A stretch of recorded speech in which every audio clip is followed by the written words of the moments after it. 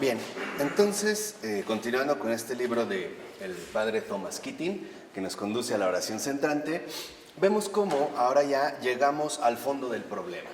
O sea, al fondo del problema en lo relativo a la condición humana, que es precisamente en este sentido la aplicación que se hace del Evangelio de Jesús, ¿no? Entonces vemos cómo, por ejemplo, una de las principales, incluso la primera amonestación que Jesús menciona es la de arrepentiros, ¿no? Insiste mucho en arrepiéntanse, conviértanse. Bueno, ahora, ¿a qué se refiere Jesús cuando me hace esta amonestación? Arrepentirse en este sentido, no en ese sentido evangélico, no consiste en meramente hacer penitencia como ayunar, guardar vigilias, flagelarse o todo aquello que nuestra supuesta generosidad nos inspire. O sea, digamos, establecer como programas, ¿no?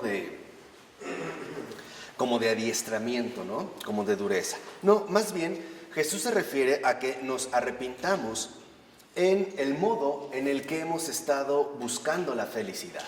O sea, que más bien dejemos de lado, y esto es algo importante, las dinámicas que hemos adoptado de raíz al momento de buscar la felicidad y por lo tanto también al momento de intentar llevar una vida adecuada, ¿no? Una vida humanamente adecuada.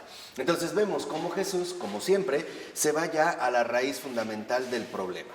Por ello es que en este sentido no se trata de que Jesús nos dé una especie de remedio pasajero para este o aquel mal, no, sino que va a buscar más bien llegar a esta raíz y en este sentido encontrar aquello que de fondo nos está moviendo. Por ello, tendremos nosotros que encarar y enfrentarnos a otro problema crucial, que es la motivación. Sería la motivación original, ¿no? Y esta motivación original es, digamos, como el primer punto que valdría la pena destacar en esta ocasión. ¿A qué se refiere, por ejemplo, cuando tendremos que encarar esta motivación original? Precisamente es aquello que nos mueve a actuar o a vivir de esta manera en particular, aun cuando nos hayamos decidido optar por los valores del Evangelio. ¿Qué quiere decir? O sea, que nosotros no podemos vivir cristianamente de modo superficial o tratando de reducirlo a un mero moralismo.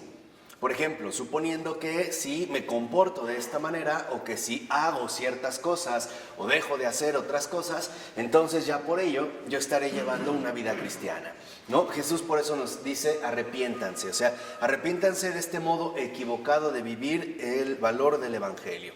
Y para ello es que va a insistir precisamente en que el falso yo no es otra cosa más que el producto de todos nuestros programas emocionales de felicidad y además de las motivaciones que de hecho lo crearon, ¿no?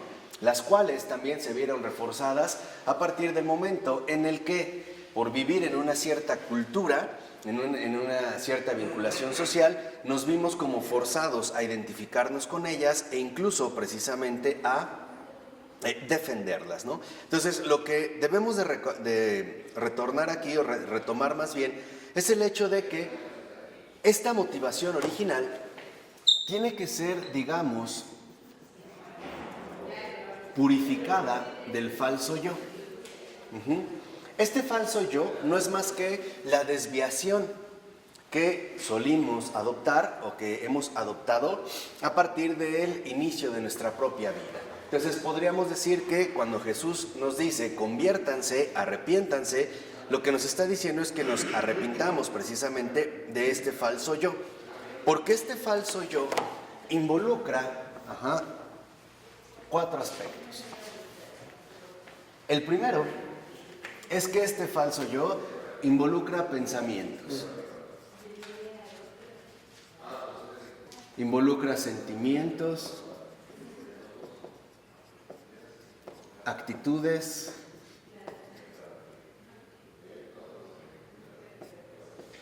podríamos decir actitudes emocionales y hábitos vivenciales.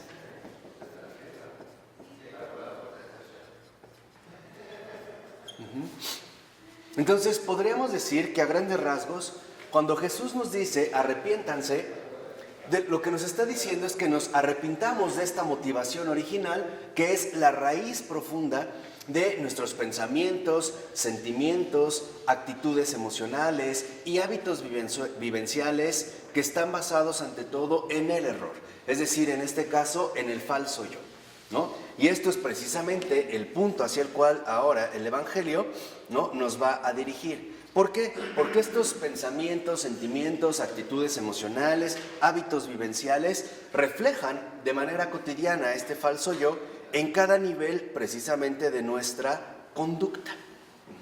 Por ejemplo, ¿cuántas veces nuestros pensamientos se tornan profundamente negativos o desordenados?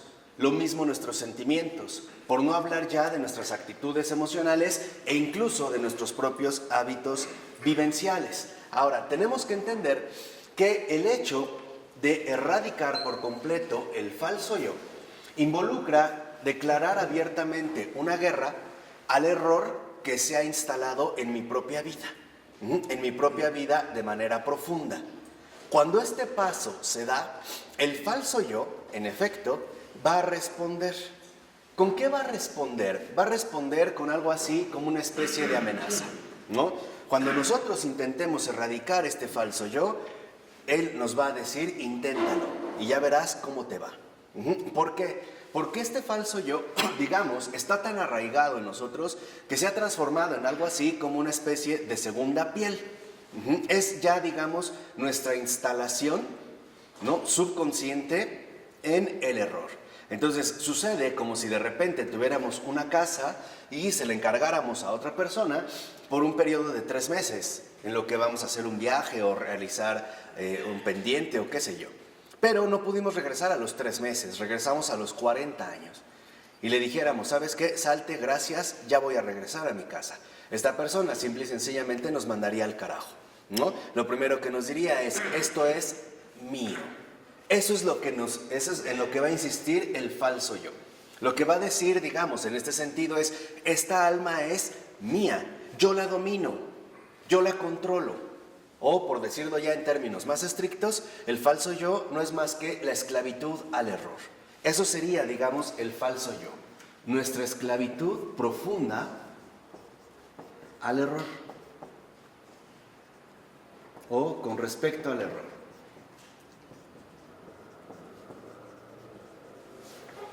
Y como han pasado tantos años y nosotros no hemos hecho absolutamente nada para erradicar esta esclavitud, pues ahora Él se siente el amo y señor de nuestra propia alma, ¿no? Nos va a decir, así es como tú has vivido. No lo olvides, así es tú siempre como has vivido. Por ejemplo, en actitudes emocionales. Acuérdate, nos dice el falso yo, que cada vez que tú atraviesas un problema, lo único con lo que puedes reaccionar o responder a esta situación es con angustia, ansiedad, miedo, etc. O tus hábitos vivenciales de cobardía, por ejemplo, de permanecer callado ante una determinada injusticia o ante una determinada situación que sabes bien no puedes mantener. Entonces el falso yo lo que nos dice es, no, ni lo intentes echarme de aquí porque no lo voy a permitir. Entonces podríamos decir que cuando nosotros optamos por el Evangelio, optamos realmente por la vivencia del Evangelio, lo que hacemos es declarar una guerra hacia el falso yo. ¿Qué es lo que estamos buscando? Digamos, todo esto, ¿no? Todo esto versus Evangelio. ¿Qué es lo que estamos buscando a través de la adopción del Evangelio? Pues la libertad espiritual. Eso es lo que estamos buscando. ¿Cómo? A través precisamente del seguimiento de Jesús. Y la verdad os hará libres. Entonces, a lo que queremos acceder es a esta libertad espiritual. O sea, justamente lo opuesto a esta esclavitud profunda con respecto al error, que se ha instalado, dijimos, en pocas palabras, como una conducta, ¿no?, muy sofisticada de pensamientos, sentimientos, actitudes emocionales, hábitos vivenciales, completamente antievangélicos. O podríamos decir anticristianos. Entonces, el Evangelio lo que nos quiere aportar es una libertad espiritual. ¿Y cómo lo va a hacer? A través de la verdad. Pero esta verdad significa que nosotros debemos estar ya muy adiestrados en el auténtico combate cristiano. Muchos de los padres de la iglesia insistieron que la vida, precisamente evangélica, es un continuo combate. ¿Contra qué combatimos? Contra el error. En cualquiera de sus manifestaciones, en cualquiera, vamos a decirlo así, de sus presentaciones. Entonces, el Evangelio a lo que nos invita es a quedar libres finalmente de esta motivación original que está fundada o basada o arraigada en el falso yo. Entonces, lo primero con lo que vamos a comenzar es darnos cuenta precisamente de que esta lucha espiritual adquiere intensidad. ¿En dónde se va a reflejar esta intensidad? Entre aquello que deseamos hacer e incluso sentimos que debemos hacer y percatarnos de nuestra increíble incapacidad para poder realizarlo. Por ejemplo, ¿cuántas veces noté que debía levantar la voz? Y no obstante me quedé callado. Y yo mismo me enredé en falsas justificaciones, diciendo que era mejor no meterse en problemas, que así me la iba a llevar más tranquila, que para qué ocasionar, mayores dificultades de las que ya se tienen, etcétera, etcétera, etcétera. Entonces, lo primero, el primer paso con el que iniciamos el verdadero camino espiritual consiste precisamente en reconocer dos cosas. Primera, el reconocer que mi vida no está plenamente arraigada en la verdad.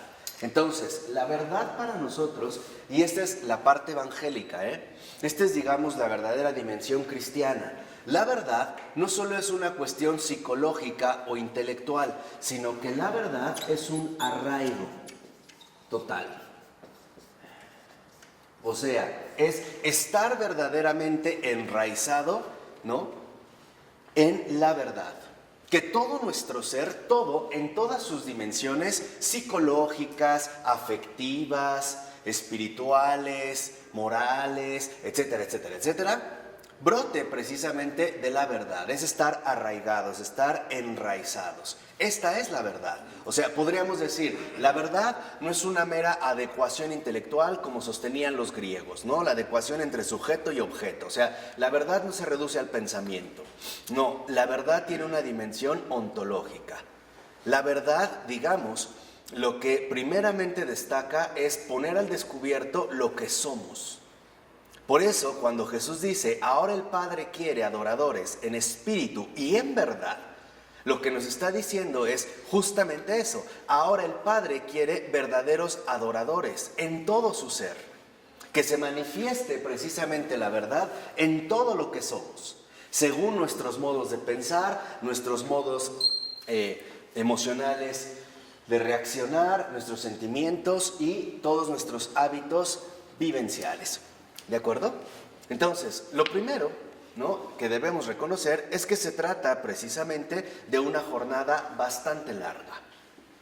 ¿Por qué? Porque estamos tan habituados al falso yo, o sea, a vivir de manera equivocada, que es realmente complejo irse liberando poco a poco de este hábito tan arraigado. Entonces, podríamos decir, el falso yo es un hábito equivocado de vivir. Y esta palabra hábito la debemos de tomar en los dos sentidos fuertes que expresa. Primero, como una conducta ya repetitiva.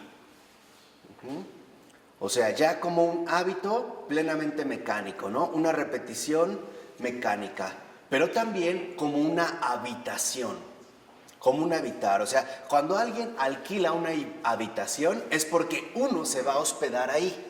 O sea, uno va, a asumir su morada o su lugar de residencia ahí. Entonces, este hábito tiene el sentido más fuerte, más allá de una repetición mecánica de ciertas conductas de una residencia. No es como alquilar una habitación para que yo viva ahí, para que yo me instale ahí. Podríamos decir, ¿es residencia? Sí, y también en este sentido es instalación.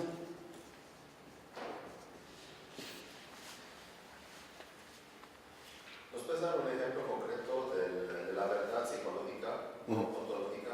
¿Cómo se comporta uno? ¿Cómo empieza a pensar? ¿Cómo...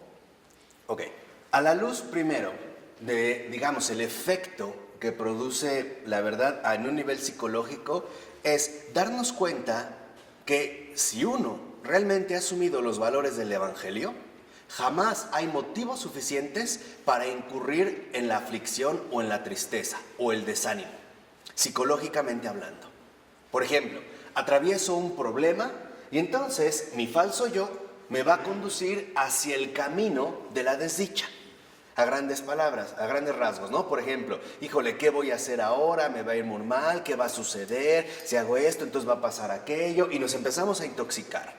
Cuando a la luz de la verdad, es decir, a la luz de una auténtica vida de fe, comprendemos que todo lo que sucede está ordenado según una sabiduría divina, que no se equivoca.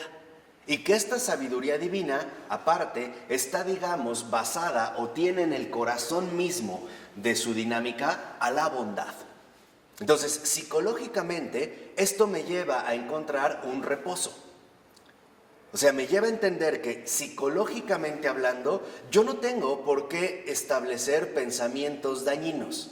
O sea, pensamientos que en este sentido me perjudican. Y tengo, en este sentido, que ir orientando toda mi psique, toda mi mente hacia la luz de la verdad, hacia la luz precisamente de lo que se me va aportando poco a poco. No sé si queda claro. Entonces yo ahí encontraría un equilibrio psicológico. Pero no satisface el fondo del corazón. No, pero es también una fase que yo tengo que entender. O sea, dijimos, lo que tenemos que hacer en la verdad es una metanoia. Este arraigo total nos va a llevar a una metanoia. ¿Qué es metanoia? Es un cambio total de ser. Esta es una metanoia. O sea, ¿qué quiere decir? Que la verdad produce un efecto de metanoia en cada uno de nosotros. O sea, el verdadero cristianismo lo que hace es cambiar por completo lo que somos. Eso es cristiano, ¿eh? Eso es lo cristiano. Ese es el verdadero mensaje evangélico. Es un cambio total, absoluto, de todo lo que somos, a nivel intelectual, psicológico, emocional, moral y también espiritual. Y eso es algo que, por lo menos mientras viva, no me cansaré de insistir. También el cristianismo, el mensaje evangélico, es decir, Jesús, nos lleva a transformar profundamente nuestros hábitos, incluso espirituales. Por ejemplo, hoy en día en estos términos espirituales hay mucha gente que considera que lo importante es, ¿no?, como ir a rezarle a Dios y estarle rezando y rezando. Eso no es lo más importante. Lo más importante no es tanto tú, digamos, cuánto tiempo pasas rezándole a Dios. Lo realmente importante en la vida espiritual es tú personalmente qué tanto escuchas de lo que Dios te dice. Y esto involucra que estamos en una situación distinta. O sea, nosotros en este sentido, en esta metanoia, en esta transformación radical de todo lo que somos, estamos llamados precisamente a salirnos de este hábito equivocado para arraigar precisamente en el ser cristiano. Entonces, lo primero que hay que ver es que esta metanoia nos va a conducir al verdadero ser cristiano. Donde lo que hay que destacar en un primer momento no es de antemano lo cristiano, sino el ser mismo cristiano. Esta es, digamos, precisamente la buena nueva. O sea, la buena nueva, en el sentido radical del Evangelio, es que nos viene a proporcionar un modo absolutamente distinto de ser. Un modo que se opone por completo a el error, la mentira, el engaño. O sea, en pocas palabras, a toda la falsedad. Esa es lo que en su momento mencionara Baltasar como la fuerza alfa. ¿Por qué Dios permitió dos modos de acoger el Evangelio? Uno psicológico y el otro ontológico. ¿Por qué no nada más permitió el ontológico? No es que haya permitido dos modos. Lo que pasa es que aunque se haya, digamos, asumido al nivel psicológico, este nivel psicológico tiene que profundizar más. tiene que transformarse en algo verdaderamente ontológico. Tiene que empezar por el psicológico, No necesariamente. ¿no? No, dependiendo de la persona. Puede ser que hay personas que necesitan empezar por lo psicológico. La mayoría necesita empezar por lo emocional, por lo afectivo. Eso es lo primero en lo que hay que trabajar, la gran mayoría. Por ejemplo, un caso muy particular de la vía psicológica, de la vía intelectual, es John Henry Newman. Si uno conoce la vida y la obra de Newman, veremos que el primer punto, digamos, con el que Newman se va a confrontar con el cristianismo, ¿no?, con este arraigo total en la verdad, es el nivel psicológico. Y él primero va a tener que confrontar sus propias convicciones intelectuales como anglicano. Una vez que, por ejemplo, él se toma en serio este recorrido, se va a dar cuenta de que sus convicciones como anglicano están equivocadas de raíz. Esto en él le va a causar un impacto tan fuerte en términos intelectuales, psicológicos, que lo van a llevar a una purificación. Esta purificación también le podríamos llamar crisis existencial. Esta crisis existencial lo lleva en último término a dar un paso definitivo.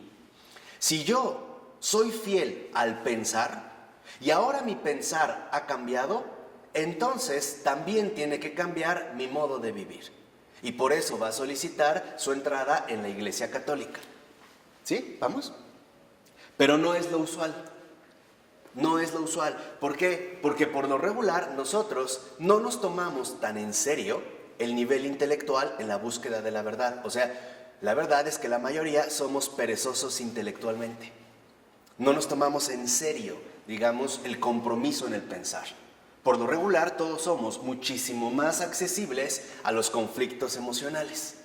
A los conflictos emocionales. Ese es como el camino mayor. Chesterton es otro claro ejemplo de la vía psicológica, de la vía intelectual.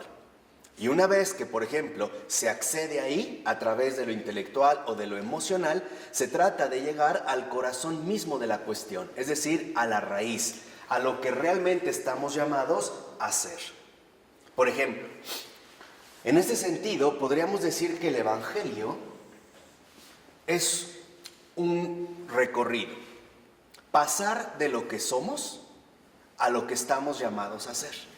No sé si me explico. Esto es bien importante, o sea, pasar de lo que ya somos a lo que hemos sido llamados a ser. Ok, hijos de Dios, santos o cristianos, es lo mismo, ¿eh? Decir hijo de Dios es exactamente lo mismo que decir cristiano, es exactamente lo mismo que decir santos. Ya desde ahí nos da una ubicación general de cuál es el llamado. Entonces, el Evangelio es un tránsito, es una conversión, es un pasar de lo que somos a lo que hemos sido llamados a ser. ¿Sí? Por eso una vez les dije, toda mi filosofía, en serio, toda mi filosofía la puedo resumir en una frase. Somos, pero aún no hemos llegado a ser. ¿Por qué? Porque la vida cristiana es una jornada de vida. Uno no llega a ser cristiano ya aquí. Eso entiéndanlo bien, o sea, es un proyecto. Por eso nosotros, para continuar en este recorrido, necesitamos basarnos, fundarnos en lo que el Señor nos ha dado gratuitamente. La fe, la esperanza y la caridad. Este es el modo en el cual empezará a emerger de manera gradual el verdadero ser ¿qué? Cristiano. Aquí digamos, y sí es muy importante en base a lo que mencionan, resaltar estos dos polos que son de cierta manera complementarios. Por un lado, ¿cuál es el atractivo positivo de esta metanoia? O sea, ¿qué es, digamos, lo que realmente nos resultaría atractivo de esta propuesta? Y, por otro lado, entender cuáles serían los obstáculos que tendríamos reales y concretos para acceder a esta propuesta, a esta nueva oferta, ¿no? Por ponerlo en estos términos que planteas. Bueno, comencemos por lo primero. De manera muy concreta, ¿cuáles son los atractivos o en qué consiste la fuerza de atracción de este llamado a ser cristianos? Liberación total de la desdicha y la infelicidad. Así tal cual. Lo vuelvo a repetir, liberación total. No es parcial, no es un engaño de que solamente, bueno, vamos a tratar de disminuir ello. No, es una liberación total de la desdicha y la infelicidad en todos sus modos de presentación, en todos sus derivados, en todas sus manifestaciones parciales. Digamos, es como el punto central desde lo que estamos abordando.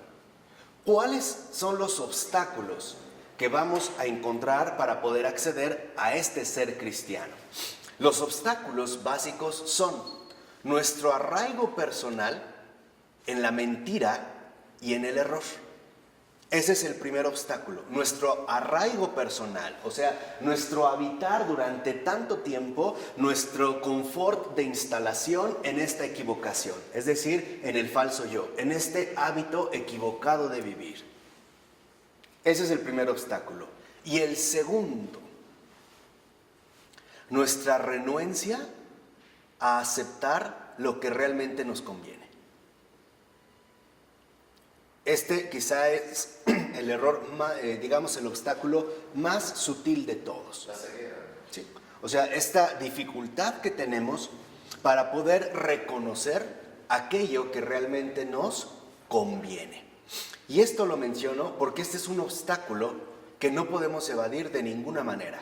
Y aquí es donde queda perfectamente claro, ¿no?, los estragos que trajo consigo el pecado.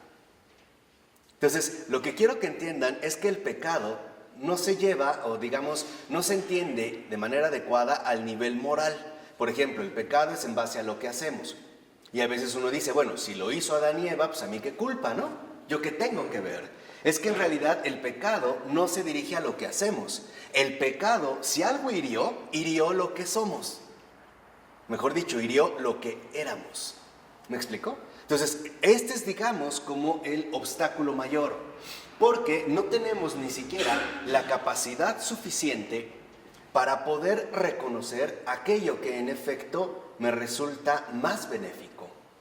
Por decirlo así, lo que tenemos que superar es la espesura de las tinieblas que nos invaden a todos y cada uno de nosotros. Voy a poner un ejemplo muy sencillo. ¿Cuántas veces, a pesar de la buena voluntad de los padres, las decisiones que toman con respecto a sus hijos son las peores? Y él no lo ve. Él lo único que puede alcanzar a ver es que quiere lo mejor para su hijo. Pero si uno realmente se sienta con el padre a platicar, no sería tan difícil mostrarle que en realidad, en lugar de ser lo mejor, está haciendo ¿qué? Lo peor. Pero el problema es, ¿estará dispuesto a aceptar esto que se le muestra? No. ¿O no? Lo vemos en el joven rico que se acerca con Jesús. Él tiene este anhelo, ¿no? Quiere lo mejor. Señor, ¿qué tengo que hacer para llegar al reino de los cielos? Y Jesús le dice, cumplir con la ley, ¿no? Cumplir los mandamientos. Y él se alegra, esto ya lo hice. Y Jesús, ahí como siempre, va a la raíz, le dice, ahora, no, dice Jesús se alegró, va por buen camino, dice, ahora ve y vende todo lo que tienes, repártelo entre los pobres y después ven y ¿qué? Y sígueme. Y este joven rico se fue muy triste. Detengámonos en este momento. Lo primero que le dice Jesús es, ¿vas bien? Ok, por ejemplo, como padre, vas bien, tienes buena intención, pero no creas que eso es suficiente. Necesitamos hacer una dinámica precisa. Ve y vende todo lo que tienes. O sea, deshazte de todas tus propias pertenencias. ¿Qué te pertenece? Seamos sinceros. ¿Qué es lo que... No, sí. ¿Qué realmente te pertenece? Tus pensamientos equivocados. Tus aflicciones dañinas.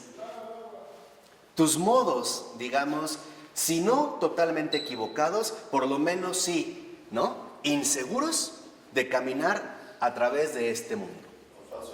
¿Sí? O sea, ve y vende todo lo que tienes. O sea, deshazte de todas tus pertenencias. Y esto es lo que el joven no quiso.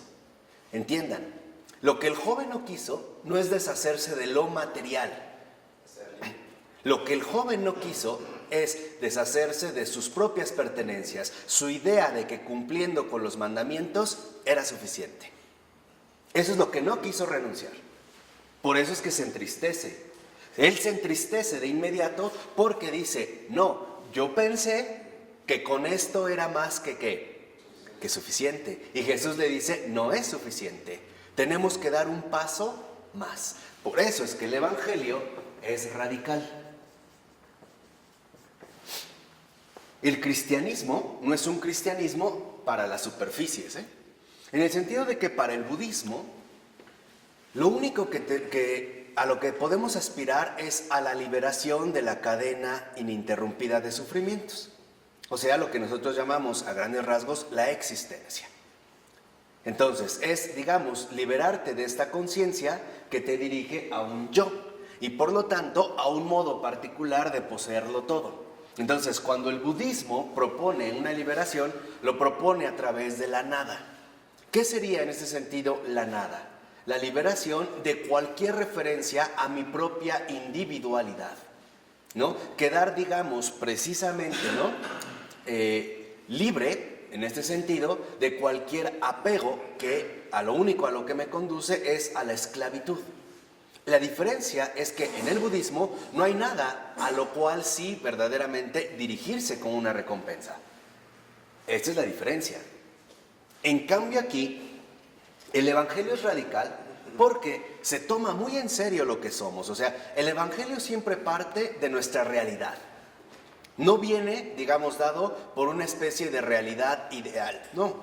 El Evangelio va a partir de nuestra condición humana personal, concreta, de nuestra realidad concreta. El cristianismo no funciona para seres inexistentes, O sea, podremos decir que el cristianismo realmente funciona para seres encarnados, como nosotros, en una situación personalmente concreta y específica. De ahí va a partir. Entonces, de ahí, por ejemplo, nosotros estamos llamados precisamente a irnos despojando de manera gradual del falso yo. San Pablo no le llama el falso yo, le llama el hombre viejo, ¿no? Pero es exactamente lo mismo, o sea, dejar el hombre viejo para finalmente aceptar el hombre nuevo. Entonces, lo que tenemos que hacer es algo así como desmantelar. Y hay que transitarlo con fe, caridad. Fe, esperanza y caridad, ¿no? Estas serían, digamos, las bases que ahora se nos ofrecen. De tal manera que entonces la fe, la esperanza y la caridad, como se menciona, sean las virtudes, ¿no?, teologales por excelencia. O sea, tendrían que ser las bases a partir de las cuales recorremos nuestra vida en la tierra.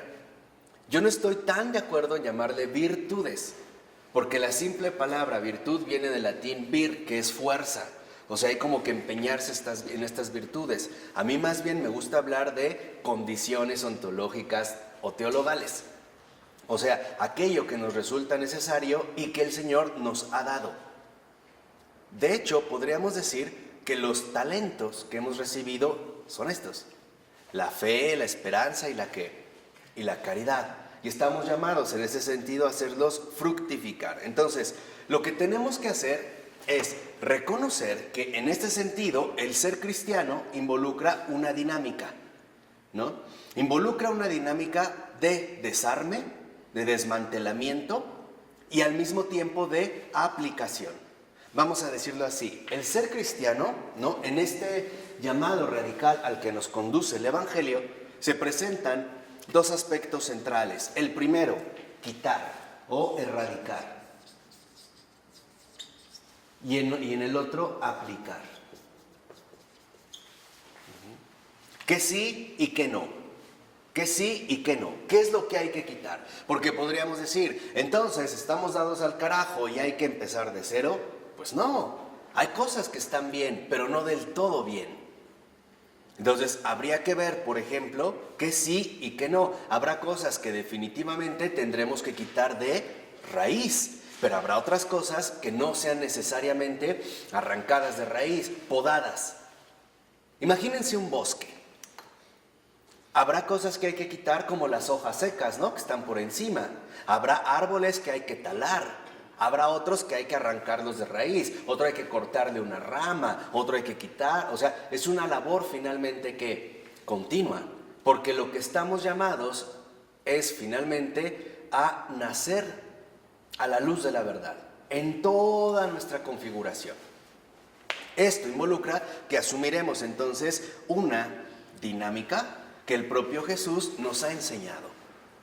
¿Podemos llegar a un punto donde ya no necesitamos talar y arreglar y todo eso?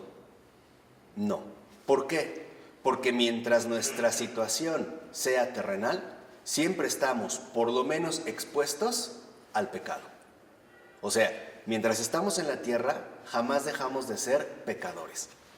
Por eso San Juan lo decía, si se acuerdan, ¿no? El que diga que no tiene pecado, miente. El que diga que no es pecador, miente. Este es, digamos, parte de nuestra dinámica dramática. Habrá veces donde, en efecto, podremos avanzar, pero habrá veces donde vamos a recaer.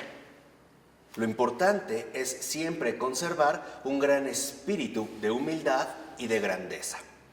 ¿En qué sentido? Por parafrasear a Pascal. La humildad suficiente de reconocer que estoy en camino, ¿no? Que soy un homo viator, como decía Gabriel Marcel. O sea, que estoy en camino. Y reconocer en mi humildad, pues mi propia debilidad humana, ¿no? Bueno, he caído, pues sí. Pero también el espíritu de grandeza de levantarme a la luz de la fe. O sea, de reconocer que este error o esta caída o esta recaída no es lo que define mi trayectoria, sino el empeño y la perseverancia. Sí llegará un momento en el que el trabajo ya no será tan arduo. Por ejemplo, llegará un momento en el que, y esto sí es importante, ya no habrá que talar bosques, habrá que regarlo. Y este es otro nivel de la vida espiritual, porque ya no estamos plenamente en la purificación. Ya estaríamos, digámoslo así, en el verdadero crecimiento o madurez. Y llegará otro momento en donde ya no hay que talar, ya no hay que limpiar, ya no hay que regar, hay que fructificar. Ya hay que dar frutos. Y una vez que se den frutos, como nos dijo el Jesús, el Padre corta estas ramas. ¿Para qué? Se va a podar. ¿Para qué? Para que dé más frutos. Y esa va a ser una lección de humildad. Nos va a decir, mira, esto que conseguiste no era tuyo, No te olvides, ¿era qué? Mío. Más humildad, más frutos. Y por lo tanto, más misión. Esta es, digamos, como la secuencia que iremos alcanzando. Jesús de la vid y los alimentos. Exactamente. ¿No? Por eso dice Jesús, sin mí no pueden hacer nada. Así que no necesitamos, finalmente, ¿no?, una serie de experiencias espirituales pasajeras, por muy intensas que sean. No sé si han conocido gente, han visto gente que de repente van a un retiro y salen fulminantes, radiantes, no, qué maravilla, pero empieza a pasar el tiempo y otra vez vuelven a ¿qué? A caer. Entonces, lo que quiero también que les quede muy claro es que el Evangelio no depende de un entusiasmo pasajero, sino de una permanencia constante. Se dé como se dé, ¿no? Porque hay gente que de repente sí empieza a avanzar en este ser cristiano y siente ya en efecto mucho amor y todo es bueno y amo a Dios y a mi prójimo y me quiero reconciliar con el mundo, pero de repente iba en la calle, se topó con una manifestación y otra vez vuelve a odiar a todos, ¿no? Odia a los que vienen de fuera, este mes, este idiota, a mí mismo, bla, bla, bla, y vuelve a entrar en guerra. Entonces, no, lo que nosotros necesitamos es un crecimiento constante y gradual, ¿no? O sea, va a ser finalmente un crecimiento constante y gradual en base a experiencias de vida concretas. Pero algo es un hecho. Cuando nosotros realmente iniciamos este camino, cuando le tomamos la palabra al Señor, siempre avanzamos. Aunque a veces parezca que vamos, ¿qué? Retrocediendo. ¿Sí me explicó? Pero ya hay, digamos, un avance continuo. Ejemplo, y lo vimos ayer en el Evangelio, ¿no? Poco después, ya de que Jesús es ungido por el Espíritu, el mismo Espíritu lo impulsa al desierto. Ojo, no es una decisión plenamente del hombre Jesús.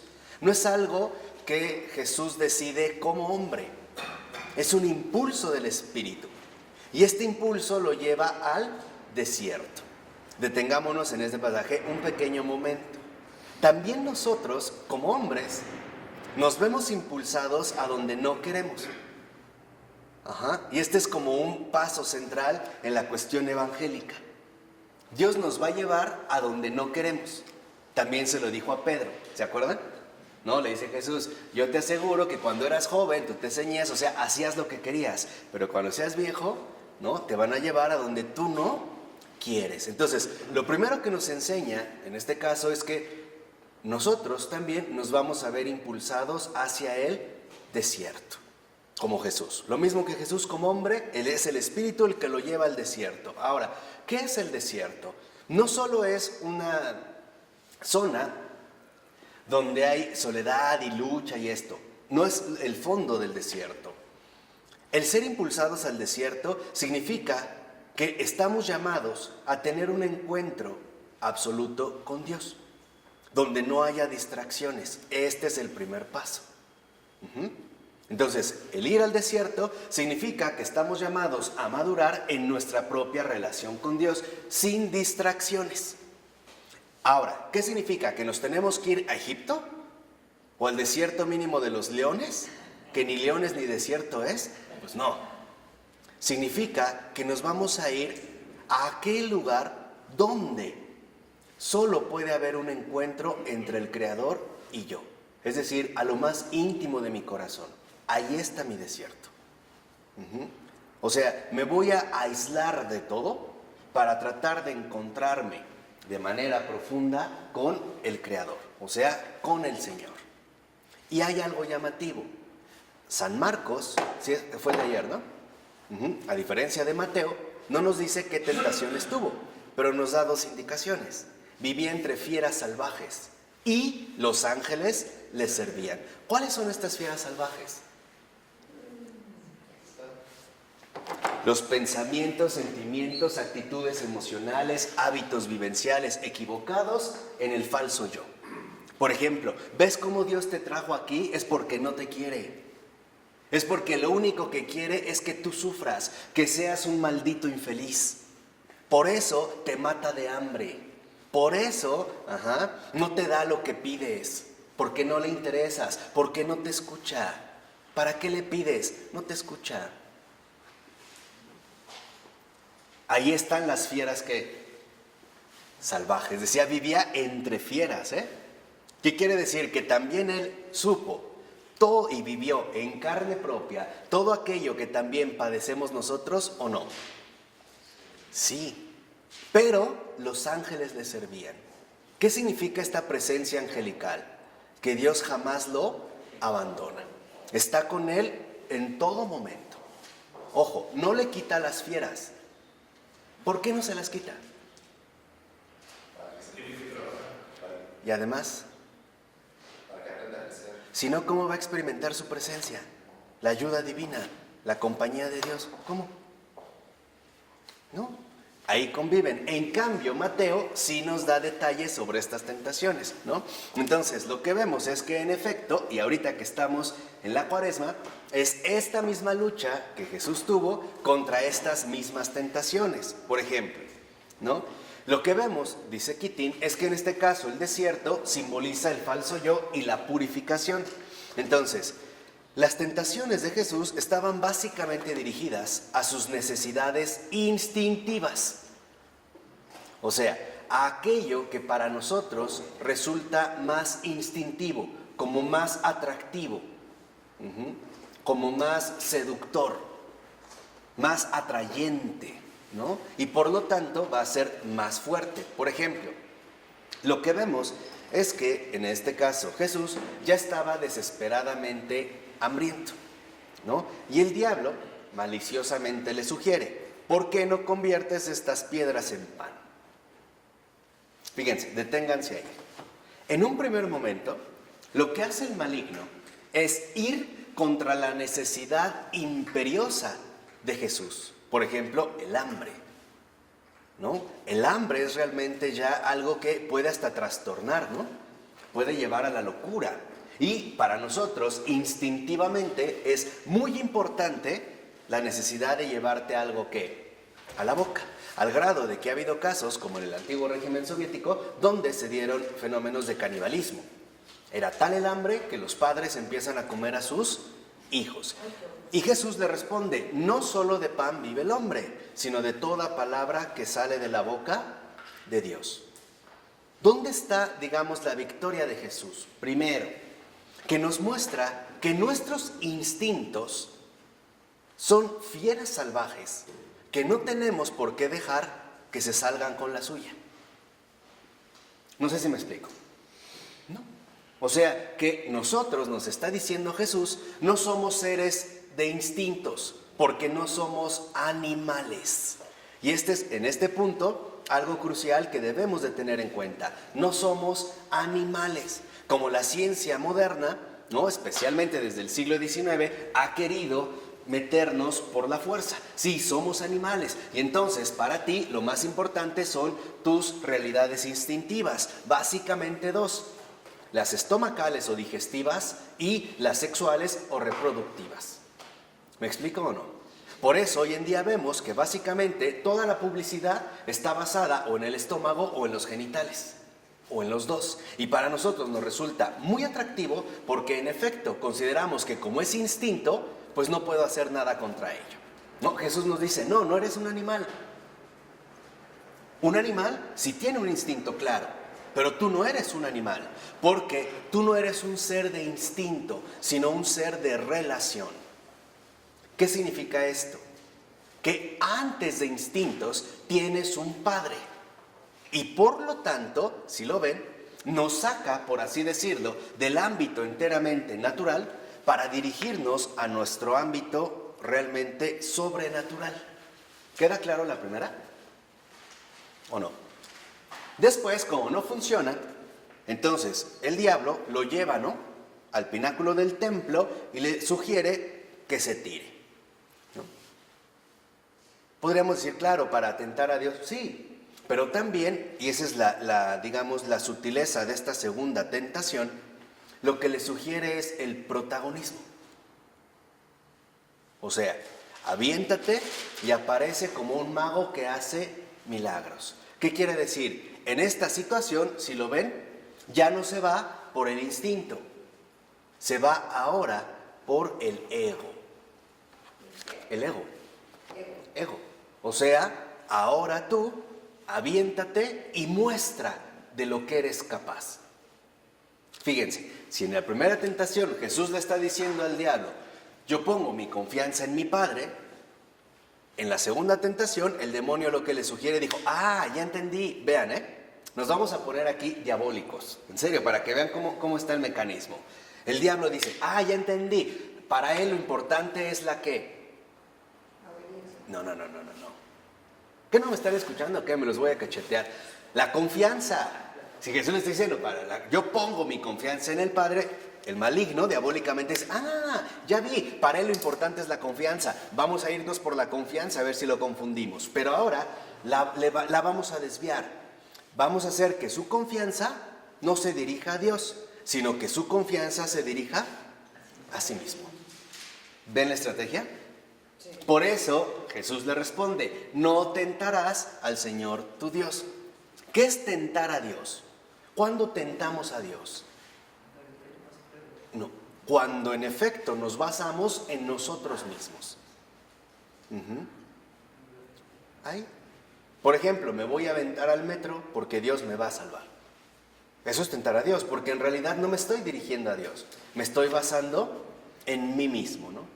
Y por lo tanto Jesús rechaza la invitación a ser famoso.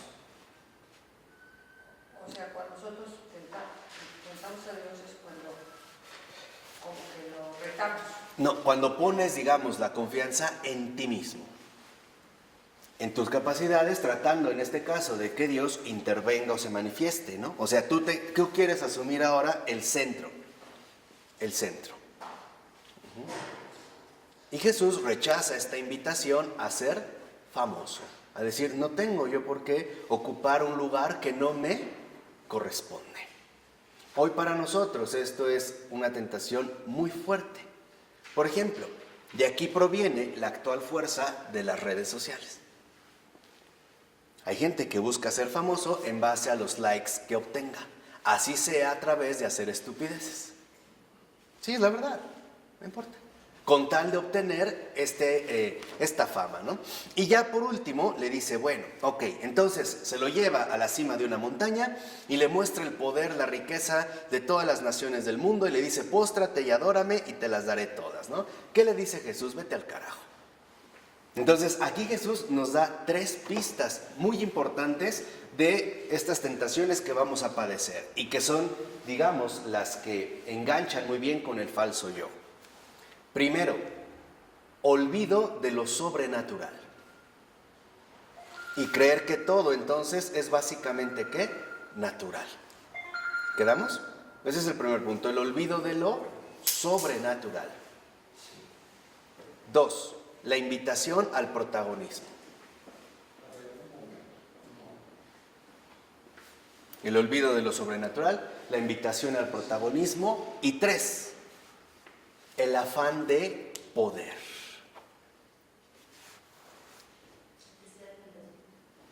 Va hacia el afán de poder. Poder que se va a manifestar a través de la riqueza. No es precisamente la riqueza el punto inicial, sino el afán de poder. Si lo vemos, para nosotros estos 3 factores tienen un gran peso. No son verdaderamente atrayentes. Pero Jesús lo que nos enseña es que estas tentaciones se vencen a través de no perder de vista jamás al Padre que está en los cielos. Si ustedes lo ven, en las 3 tentaciones Jesús, por así decirlo, se libra a través de mantener al Padre, a Dios, en el primer puesto. En la primera respuesta le dice, no solo de pan vive el hombre, que sí lo necesita, pero no es solo eso de lo que vive, ¿no? Sino de toda palabra que sale de la boca de Dios. En la segunda le dice, no tentarás al Señor tu Dios. Y en la tercera, adorarás al Señor tu Dios y solo a Él servirás. Entonces podemos decir, ¿cómo nos libramos de cualquier tentación? ¿Cómo nos libramos de cualquier tentación? Cualquiera. No perdiendo de vista a Dios. Así. Ese es el secreto. Ese es el secreto. ¿Cómo nos libramos de cualquier tentación? No perdiendo de vista a Dios jamás. Así. No perdiendo de vista a Dios, ¿qué? Jamás. Esto es literalmente lo que nos salva. O sea, nosotros realmente nos podremos librar de cualquier tentación, si jamás perdemos de vista la salvación, porque Dios salva. Por ello, aquí es cuando tenemos que aprender a crecer en la fe, en la esperanza y en la caridad. ¿Queda claro por qué? ¿Sí queda claro o no? Aquí es donde entra en todas y cada una de las dimensiones o facetas de nuestra propia vida. Aquí es donde tendremos que ir creciendo poco a poco. Mientras más crezcamos en este sentido, más se debilita el falso yo. Hasta que llegue un momento en el que el falso yo quede ya sumamente rebajado, aunque no por completo extinguido. Habrá momentos donde aprovechará la oportunidad y brote con fuerza, pero eso significa que ya está sumamente debilitado. Aprovechará cualquier circunstancia para volvernos a enredar y volvernos a destruir, pero ya no es tan fácil. Ya, digamos, en este sentido no lo tiene tan fácil. Entonces, ¿cómo dijimos? Se supera cualquier tentación no perdiendo de vista a Dios. Solo así, cualquier tentación, O sea, por eso Jesús dice, no solo de pan. ¿Qué significa? Sí, necesitamos pan, pero no solo es el pan. Porque, como le decía Ratzinger en el Camino Pascual, que no estaría mal que leyeran en este periodo pascual, este librito del que es extraordinario, de Joseph Ratzinger, El Camino Pascual, decía, lo que ahí el diablo básicamente va a insistir en las 3 tentaciones es, Dios no es importante, no lo niega, pero no es importante. Ponlo en un segundo lugar o en un tercer lugar, Dios no importa, es como una especie de lujo innecesario. Úsalo para ocasiones que tú consideres necesarias. Por ejemplo, dificultades extremas. Pero mientras tengas el estómago lleno, mientras tengas el reconocimiento de la gente y mientras tengas tu buena cuenta bancaria, al carajo todo lo demás, incluido Dios. Esa es su trampa. ¿Dónde podemos leer esto de las tentaciones? Es un librito que se llama El Camino Pascual. Pero Está en Mateo, ¿no? Y Marcos. Así tú lo buscas en el índice y vienen las tentaciones de Jesús. Si no, del Camino Pascual, cualquiera de las 3. Entonces, lo que tenemos que recordar es que, en efecto, Dios siempre ocupa el primer lugar y es lo central en la vida. Esto es lo que nos lleva a pasar de una dimensión falsa a una dimensión donde la luz resplandece. Esto es lo que nos irá haciendo crecer cada vez más en el camino de la fe, que es lo que queremos aprender. ¿De acuerdo? O sea, a ir cada vez ingresando, asimilando todo lo que el Evangelio nos quiere revelar, nos quiere compartir y nos quiere transmitir. ¿De acuerdo? Bueno, vamos a dejarla hasta aquí. En nombre del Padre, del Hijo y del Espíritu Santo. Amén.